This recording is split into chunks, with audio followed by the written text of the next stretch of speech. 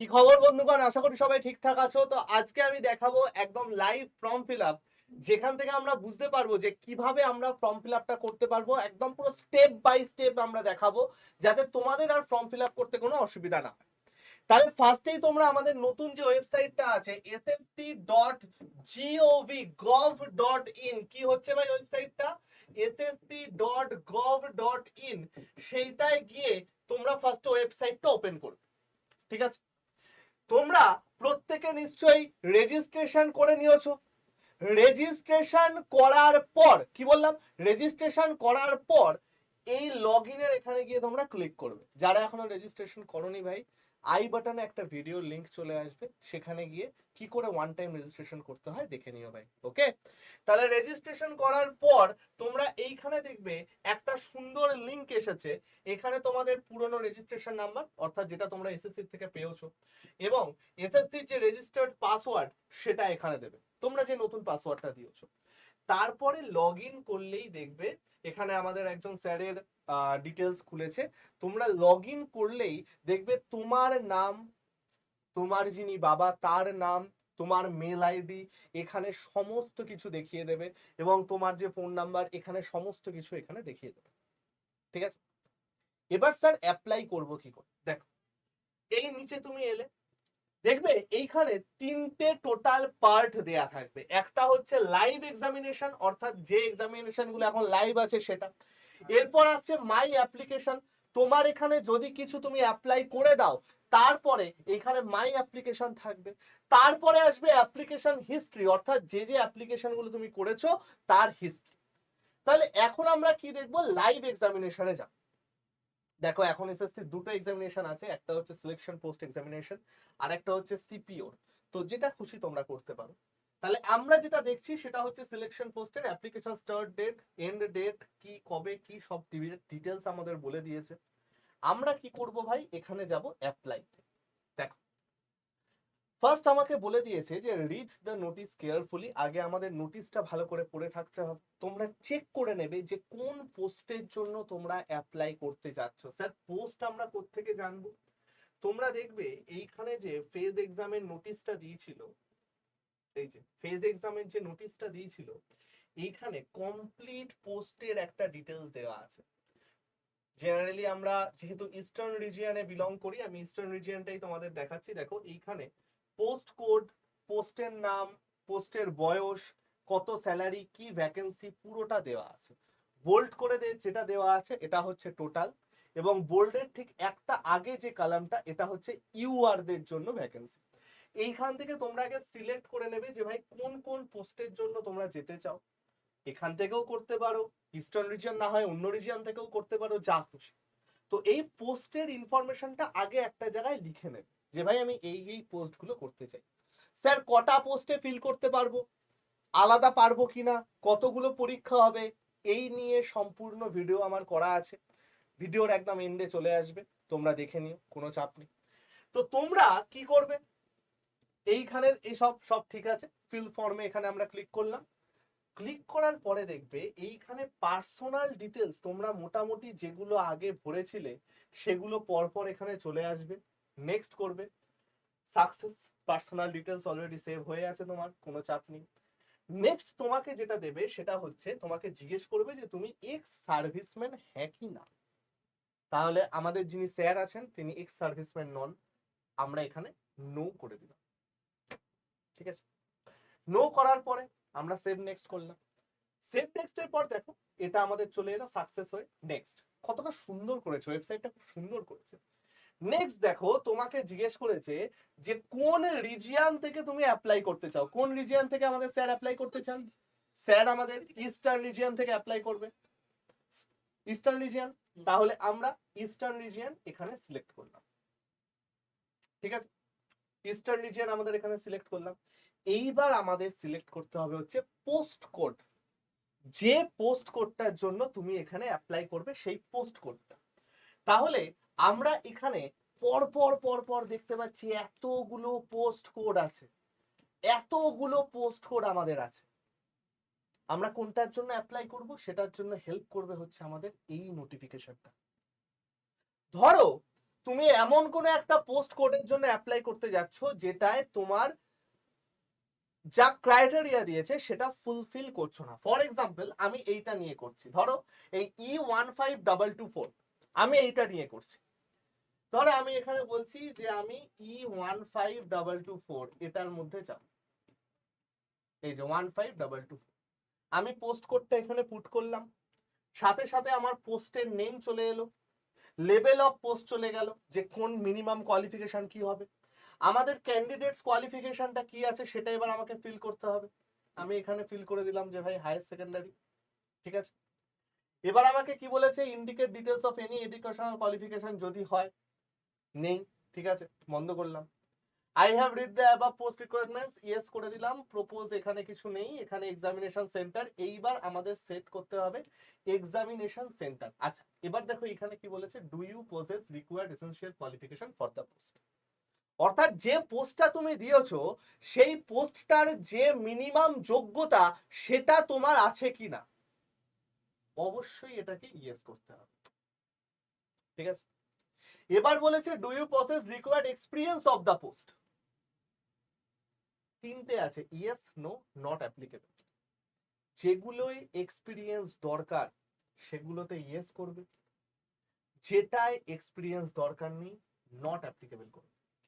ধরো তোমার এক্সপিরিয়েন্স নেই, নট অ্যাপ্লিকেবল করবে, করলে তারপরে নিচে আসবে দেখবে তোমাকে প্রেফারেন্স চেয়েছে, এক্সাম সেন্টার প্রেফারেন্স। তাহলে ফার্স্ট প্রেফারেন্স ধরো এখান থেকে আমরা ইস্টার্ন রিজিয়নে কলকাতা দিলাম, সেকেন্ড প্রেফারেন্স আমরা ধরো দিলাম হচ্ছে কল্যাণী, এন্ড থার্ড প্রেফারেন্স আমরা ধরো দিলাম হচ্ছে হাওড়া এখানে নেই, আমরা এখানে দিলাম হচ্ছে ধরো ভুবনেশ্বর, চলো ঠিক আছে ভুবনেশ্বর, ঠিক আছে। নেক্সট জিজ্ঞেস করেছে are you a person with benchmark disability, no, কারণ এটা অলরেডি করে দেওয়া আছে আমাদের এখানে। Do you have physical limitations write paper, মানে তোমার কি স্ক্রাইব লাগবে, তোমরা বলে দিচ্ছ না।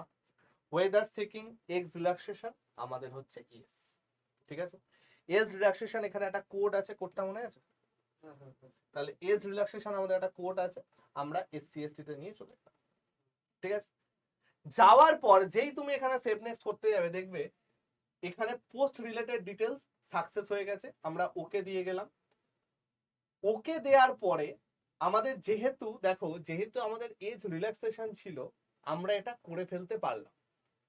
যদি তোমাদের এজ রিল্যাক্সেশন না থাকে, ঠিক আছে, দেখবে ওখানে একটা এরর এসএমএস দেবে, ওইখানে আমাদের এজটা কত ছিল 18 থেকে 25।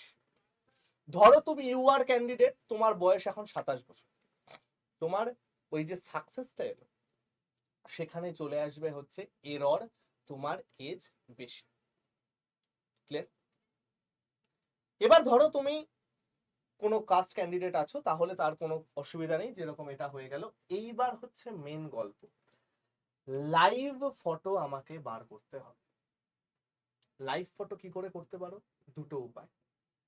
ধরো তুমি ল্যাপটপ থেকে করছো বা কোনো সাইবার ক্যাফে থেকে করছো, ওদের তো ক্যামেরা থাকবে। তিনটে জিনিস মাথায় রাখবে যখনই লাইভ কোনো ফটো আপলোড করতে যাবে না, তিনটে জিনিস মাথায় রাখবে। নাম্বার 1, দুটো কান দেখা যেতে হবে, হাসির কিছু নেই, এটা সত্যি কথা। নাম্বার 2, হোয়াইট ব্যাকগ্রাউন্ড হতে হবে, হোয়াইট ব্যাকগ্রাউন্ড না হলে কিন্তু ফটো ক্যান্সেল হয়ে যাবে। এসএসসি কিন্তু ফটো নিয়ে বিভৎস ভাবে সিরিয়াস, ঠিক আছে। নাম্বার 3, চশমা পরবে না, কোনো রকম চশমা পরে ফটো দেয়া যাবে না, চশমা টুপি এগুলো পরে ফটো দেয়া যাবে। এবার ধরো তোমার ল্যাপটপ নেই, তুমি কি করতে পারো, দেখো লেখা আছে scan QR code to download the app from play store. ধরো তোমার ল্যাপটপ নেই বা নিতে পারছো না, এইখানে একটা কিউআর কোড দেওয়া আছে, এই কিউআর কোডে তুমি যখনই স্ক্যান করবে, দেখ এখানে আমাদের স্যারের ফোনটা নিয়ে নিচ্ছি, এইখানে আমি যখনই স্ক্যান করলাম দেখো আমার কাছে লিংক চলে এলো, এই যে মাই এসএসসি, এইটা মাই এসএসসি এইটার লিংক চলে এলো।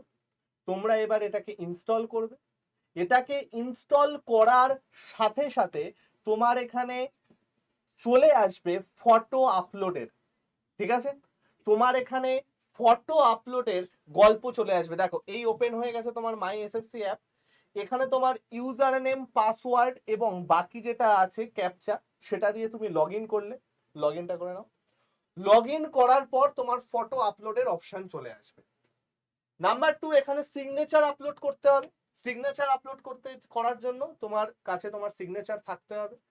পুরোনো সিগনেচার দিলেই হয়ে যাবে, আগের যে এক্সামিনেশনের জন্য তোমরা যে সিগনেচার ইউজ করতে সেই সিগনেচার দিলেই হয়ে যাবে। যদি কারো না থাকে, একটা এরকম রেক্ট্যাঙ্গুলার বক্স থাকতে হবে, পরিষ্কার হাতে সিগনেচার করবে। তোমার সাইজ হতে হবে 10 কেবি থেকে 20 কেবি, ঠিক আছে? এই সাইজের মধ্যে তোমার সিগনেচার থাকতে হবে, তারপরে তোমরা সিগনেচার আপলোড করে দেবে। ক্লিয়ার? এইবার এইটা দেওয়ার পরে সেভ নেক্সট যেই করবে, সেভ নেক্সট এখানে তো আসবে না আমার স্বাভাবিকভাবে। সেভ নেক্সট করার সাথে সাথে দেখো তোমাদের আপলোড ডকুমেন্টটাও হয়ে যাবে। এইটা হচ্ছে লাস্ট স্টেপ, আপলোড ডকুমেন্ট হয়ে যাচ্ছে তোমার লাস্ট স্টেপ। যেই মুহূর্তে তোমার ডকুমেন্টস আপলোড হয়ে গেল, তারপরে তোমার কাছে প্রিভিউ ফর্ম যাবে এবং তারপরে সাবমিটের অপশন, পেমেন্টের অপশন যাবে। এইখানে দেখো যেই মুহূর্তে তুমি লগ ইন করবে, তোমার কাছে এইখানে ক্যাপচারের অপশন আসবে। ক্যাপচার করলে দেখো এইখানে 4টে এক্সাম্পল দিয়ে দেয়া কিভাবে ফটোটা তুলতে হবে। এক্সাম্পলে একটা ভুল আছে, যাতা ব্যাকগ্রাউন্ড নিয়ে ফটো তুলো না। আমি জানি না এখানে কোন একটা মহাশয়ের ফটো দেওয়া আছে, যাতা ব্যাকগ্রাউন্ড নিয়ে ফটো তুলো না। হোয়াইট ব্যাকগ্রাউন্ড, প্লেন ব্যাকগ্রাউন্ড হতে হবে, ব্লুও নয়, হোয়াইট অ্যান্ড প্লেন। ঠিক আছে? যেই মুহূর্তে তোমরা এই ক্যামেরার জায়গাটায় দেবে, তখন দেখবে যে এইভাবে একটা উইন্ডো ওপেন হচ্ছে।